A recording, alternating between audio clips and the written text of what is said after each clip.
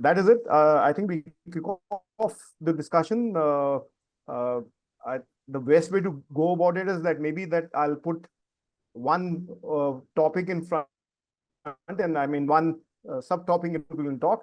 And the first thing that I want to put up is that in India, in the Indian context, you know, fluency in English or proficiency in English is also perceived to be that of competence, and is also then it also goes on to enhance somebody's status, right? And people feel that people who can speak the language fluently can influence people or individuals, and they always find themselves to be having the edge in whether it be interviews, leadership roles, even in social circles.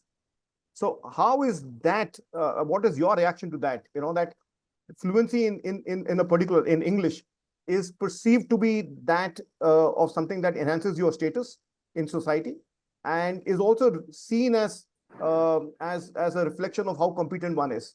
Ritika ma'am, you smiling? I'll come to you. Okay, thank you so much, Iraji. And in fact, I think you started on a real.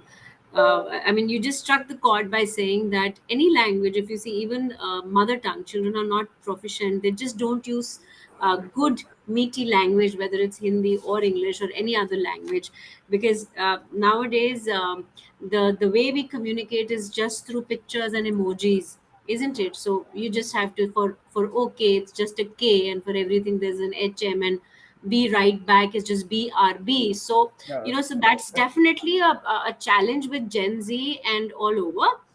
But having said that, when we were having our preliminary discussion, I thought of just looking at everything from a different perspective.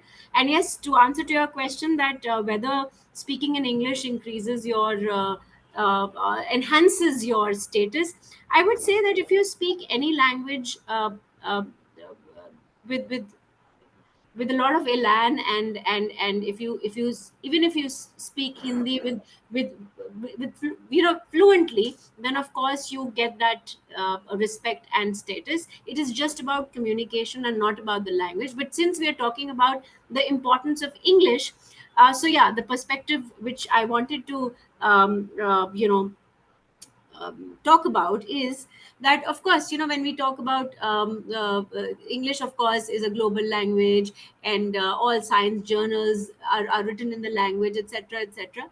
But the ease with which we can actually learn English also puts the language at, if you see the hierarchy, it's at the top. Because if I compare, so I tried to compare four languages. It was English, Sanskrit, Hindi, and Japanese. Okay, so if you allow me, in a minute, I would just compare these four Please, languages. please do. So English has 26 alphabets, and if I compare it with Sanskrit, it's the Devanagari script with 49 letters, and it has definitely complex grammar with 8 vibhaktis, 3 genders, of course, pulling, striling, and napunsakling, which is not like that in English. And then, of course, numbers as singular, dual, and plural. And of course, nouns are gendered when you talk about Hindi also. And Hindi also has the same challenge of 49 letters, and proficiency, gaining proficiency in Hindi would actually be difficult vis-a-vis gaining proficiency in English. And of course, it's a global language, that's a different thing, but I'm talking about the ease of learning the language. And of course, if I talk about Japanese, the script of Japanese, which is kanji, it has 2000 alphabets, 2000 alphabets. And if you have to speak, or to if you have to write that language fluently, your memory has to, you really have to have an elephant's memory, because remembering 2000 kanji characters is quite a bit. So that's Japanese.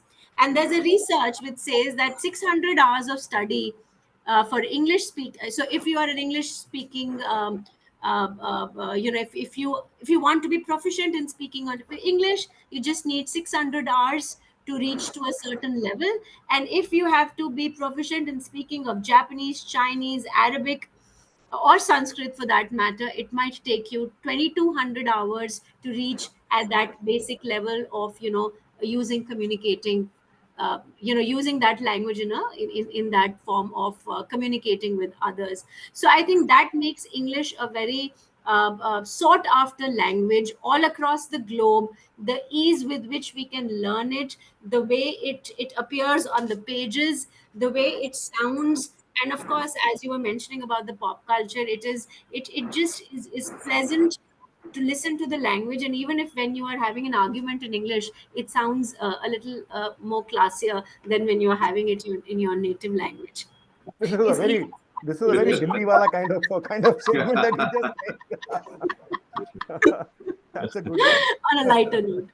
Yeah. That's a good one. Oh, let's have reaction to this. I mean, you've actually it's a wonderful thing that you said, and I didn't know, for example, I didn't know that there were 600 alphabets in the Japanese language, but I think that's 2000, another 2000 kanji has 2000, 600 hours, and yeah, okay. Yeah, vis-a-vis English, which has 26. Yeah. So, so what you bring in, what you sort of brought out is that one of the reasons why English is also gaining ground is that it's global, it's a global language, but also because there is this ease of picking up the language faster than any other language, and and that's another point, and maybe that's the reason why it has become so popular, and that's the reason why it has actually truly become a global language. That could also be one of the reasons why. Yes, Yeah. absolutely. Let's have reactions to this.